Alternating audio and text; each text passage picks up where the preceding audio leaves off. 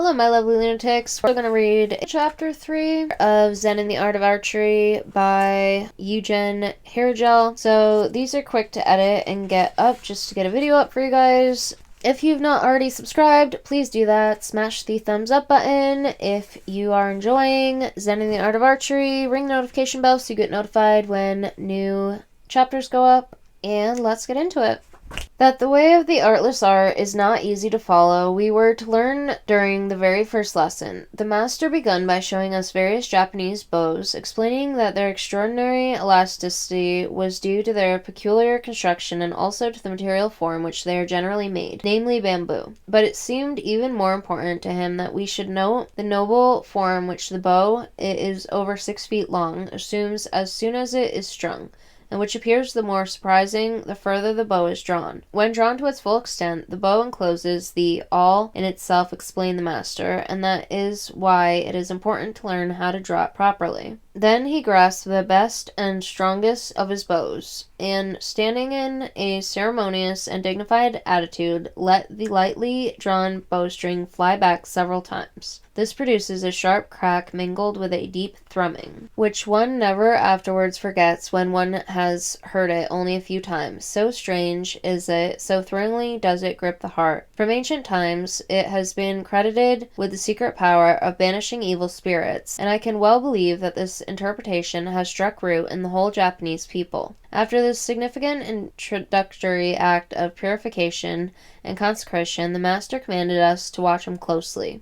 He placed or knocked an arrow on the string, drew the bow so far that I was afraid it would not stand up to the strain of embracing the awl, and loosened the arrow. All this looked not only very beautiful, but quite effortless. He then gave us his instructions. Now you do the same, but remember that archery is not meant to strengthen the muscles. When drawing the string, you should not exert the full strength of your body, but must learn to let only your 2 hands do the work, while your arm and shoulder muscles remain relaxed, as though they looked on impassively. Only when you can do this will you have fulfilled one of the conditions that make the drawing and the shooting spiritual. With these words, he gripped my hands and slowly guided them through the phases of the movement, which they would have to execute in the future, as if accustoming me to the feel of it. Even at the first attempt with a medium-strong practice bow, I noticed that I had to use considerable force to bend it. This is because the Japanese bow, unlike the European sporting bow, is not held at shoulder level, in which position you can, as it were, press yourself into it. Rather, as soon as the arrow is knocked, the bow is held up with the arms at nearly full stretch, so that the archer's hands are somewhere above his head. Consequently, the only thing he can do is to pull them evenly apart to left and right, and the further apart they go, the more they curve downwards, until the left hand, which holds the bow, comes to rest at eye level with the arm outstretched, while the right hand, which draws the string, is held with arm bent above the right shoulder, so that the tip of the 3-foot arrow sticks out a little beyond the outer edge of the bow. So great is the span. In this attitude, the archer has to remain for a while before loosening the shot. The strength needed for this unusual method of holding and drawing the bow caused my hands to start trembling after a few moments, and my breathing became more and more labored. Nor did this get better during the weeks that followed. The drawing continued to be a difficult business, and despite the most diligent practice, refused to become spiritual. To comfort myself, I hit upon the thought that there must be a trick somewhere which the master, for some reason, would not divulge, and I stalked my ambition on its discovery. Grimly set on my purpose, I continued practicing. The master followed my efforts attentively, quietly corrected my strained attitude, praised my enthusiasm, reproved me for wasting my strength, but otherwise let me be. He always touched on a sore spot when, as I was drawing the bow, he called out to me to relax, relax, a word he had learned in the meantime, though he never lost patience and politeness. But the day came when it was I who lost patience, and brought myself to admit that I absolutely could not draw the bow in the manner prescribed. You cannot do it, explained the master, because you do not breathe right. Press your breath down gently after breathing in, so that the abdominal wall is tightly stretched, and hold it there for a while.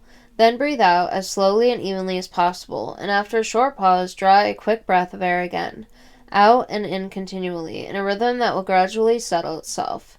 If it is done properly, you will feel the shooting become easier every day. For through this breathing you will not only discover the source of all spiritual strength, but will also cause this source to flow more abundantly and to pour more easily through your limbs, the more relaxed you are. And as if to prove it, he drew his strong bow and invited me to step behind him and feel his arm muscles. They were indeed quite relaxed, as though they were doing no work at all. The new way of breathing was practiced without bow and arrow at first, until it came naturally. The slight feeling of discomfort noticeable in the beginning was quickly overcome. The master attached so much importance to breathing out as slowly and steadily as possible to the very end that for better practice and control he made us combine it with a humming note. Only when the note had died away with the last expiring breath were we allowed to draw air again. The breathing in, the master once said, binds and combines. By holding your breath, you make everything go right, and the breathing out loosens and completes by overcoming all limitations.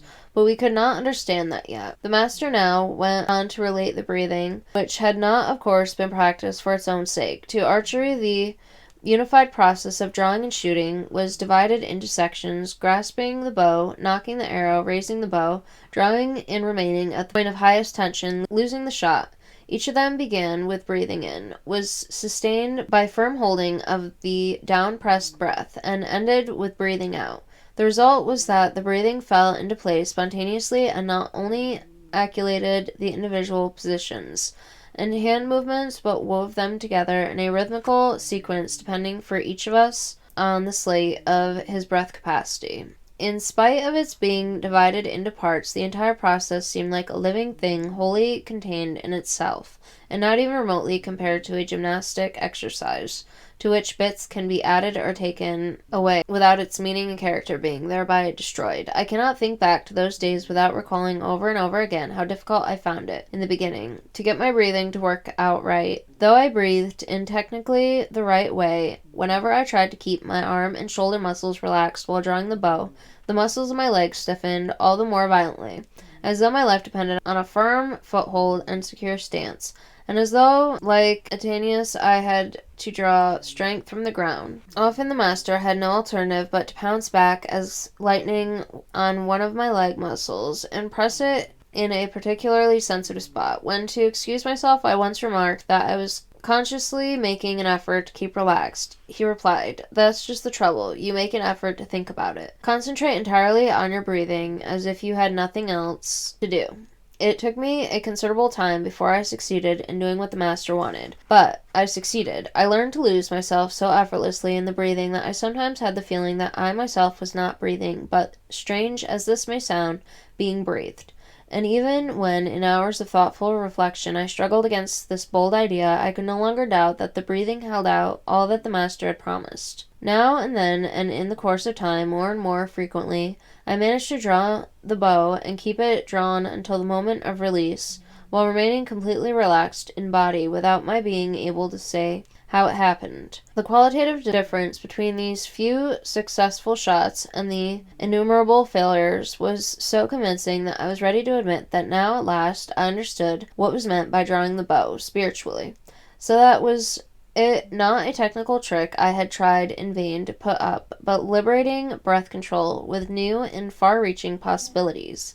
I say this not without misgiving, for I well know how great is the temptation to succumb to a powerful influence and, ensnared in self-delusion, to overrate the importance of an experience merely because it is so unusual. But despite all equivocation and sober reserve, the results obtained by the new breathing, for in time I was able to draw even the strong bow of the master with muscles relaxed, were far too definite to be denied. In talking it over with Mr. Camacha, I once asked him why the master had looked on so long at my futile efforts to draw the bow spiritually, why he had not insisted on the correct breathing right from the start. A great master, he replied, must also be a great teacher. With us the two things go hand in hand. Had he begun the lessons with breathing exercises, he would never have been able to convince you that you owe them anything decisive. You had to suffer shipwreck through your own efforts before you were ready to seize the life belt he threw you. Believe me, I know from my own experience that the master knows you and each of his pupils much better than we know ourselves. He reads in the souls of his pupils more than they care to admit. And that is the end of chapter 3. Let me know in the comments how you're liking Zen in the Art of Archery. Subscribe if you haven't already, smash the thumbs up button, and ring the notification bell so you get notified next time we read a chapter. Thank you so much, my lovely lunatics. Until next time, goodbye.